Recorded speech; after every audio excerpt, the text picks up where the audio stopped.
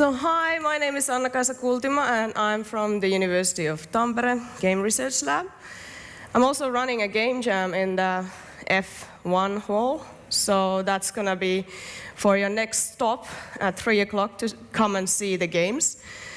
But this is my day job, so we've been doing research on several different kinds of trends in the game industry and in the game cultures for the past 10 and more years. This project we started 2012, and it's about toys and games. So when we kind of plan on new research projects, we try to look on kind of a silent cues, what's going to happen and so on. And this was 2011 when we started to think that, well, there's a lot of things that happen right now as an innovation in the material production, do-it-yourself cultures, and in the games as well. So we were thinking about hybrid future, which would be that the most kind of important products of and innovations of the future will be made at the borderline of physical and in material. So digital services and material products kind of forming different kinds of value networks and new innovations.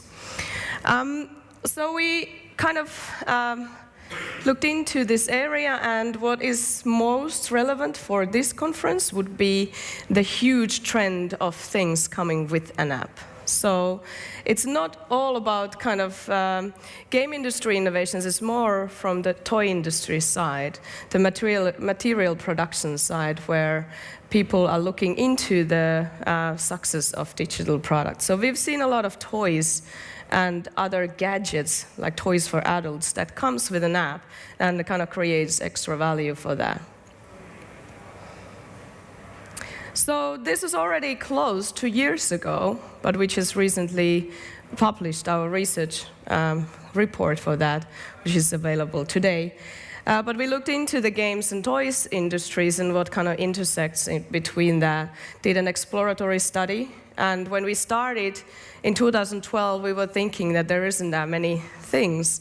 But within 2 years of period, there was like a huge explosion of new products and innovations within that area. So we analyzed those products, different kinds of services as well, and we created a report on that, and also a brainstorming deck if you are interested in kind of exploring that area. So the cases are, there's still quite a lot of things coming. Some of them are already dead, so that's what happens in the new areas. But there's tons of different areas to look for. Different utilization of the smartphones as part of the toys, for instance, so that it provides a face to otherwise kind of a stable physical toy. But then there's other things like augmented reality has been researched quite a lot, so we didn't look too much on that, but we know that there's a huge success currently. During 2012, 2014, there was the huge success of Skylanders, and then a couple of cases that were imitating their success, and that came out of the blue for the game industry. But things like, for instance, Shifteo's Play Cubes, which is already acquired, the technology is already acquired by someone else.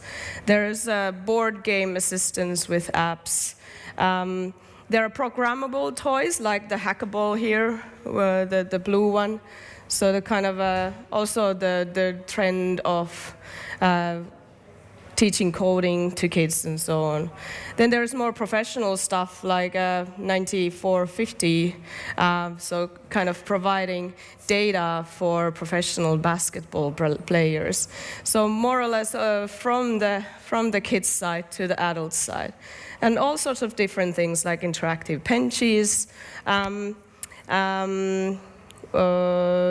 old toys like Furby used now with an app, and so on. So there's tons of examples, and there's much more happening right now. It's becoming more mainstream.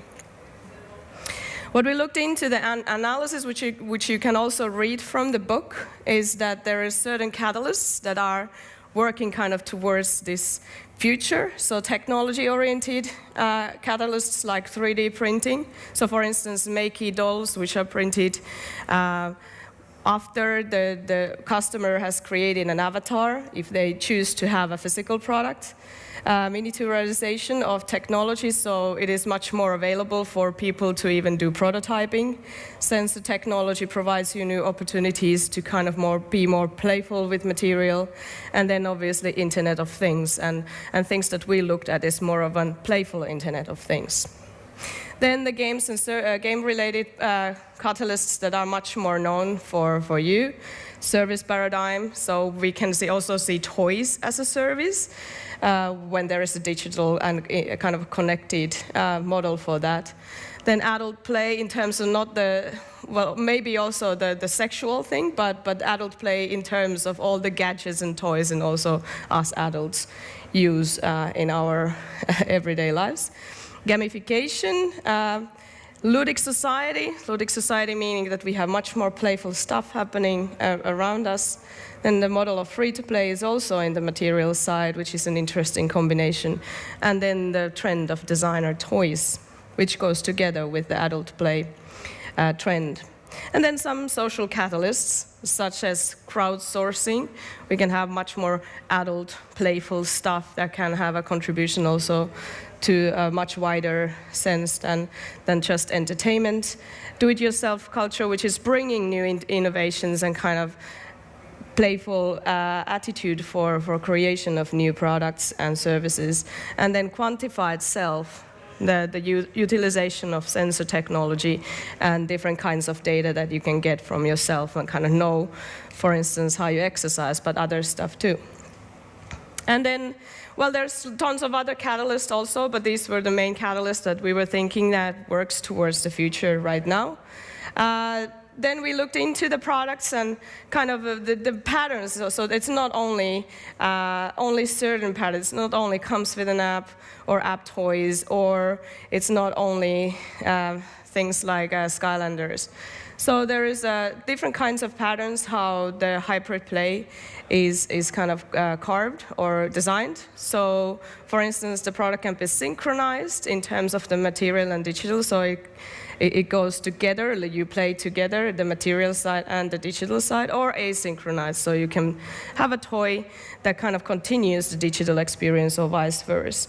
Or it can be dependent or independent, so that the material play is highly dependent on the digital product, like in Skylanders, or independent, that you can actually play them separately. Open or closed, meaning that some toys provide you more kind of game for like a structured play, and some of them are much more the traditional play style of things that you use your own creativity. Dematerialization and rematerialization, so we can see digital products going to material and material products to coming to the sphere of digital. And we have products and services that utilize the model of born digital. So for instance, Makey doll, which is printed only after the digital play has happened. So you design your own avatar and decide then that, okay, this might be interesting doll for you to play later. As a physical product. And then we have, with a lot of like apps used for different like robotic toys or so on, it can provide a face and more of a kind of a personality for inanimate objects. So there is a digital anthropomorphism happening. Photoplay is specifically for instance, figurines and dolls. This is a huge trend happening. So people actually use their physical toys to take photographs and be playful with the photograph taking. So for instance, having all the Marvel's heroes doing something maybe unconventional, and it's funny to take a picture because it seems like they are in motion. Digital games merchandising, which is the most known model for us in the game industry. So that's hugely obvious.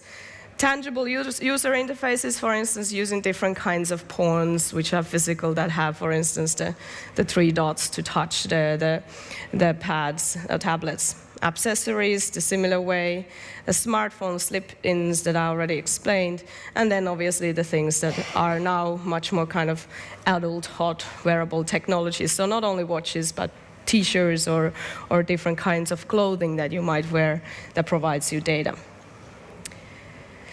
And you can read all the details in the book, which you'll be getting soon. What we are going to do now for 1 year is that one of the kind of concepts that we created in this research project was called Murmur. And Murmur is a talking, tickling, laughing chair. And that's something for you to perhaps look for. So I'm not going to keep you away from the lunch too long. If you have any questions, I'm here a couple of more hours. You can see me at the jam area too, and you can send me email or tweet to me if you have any further questions, but I'm going to hand you the games and the books if you want to. Thank you. Thank you.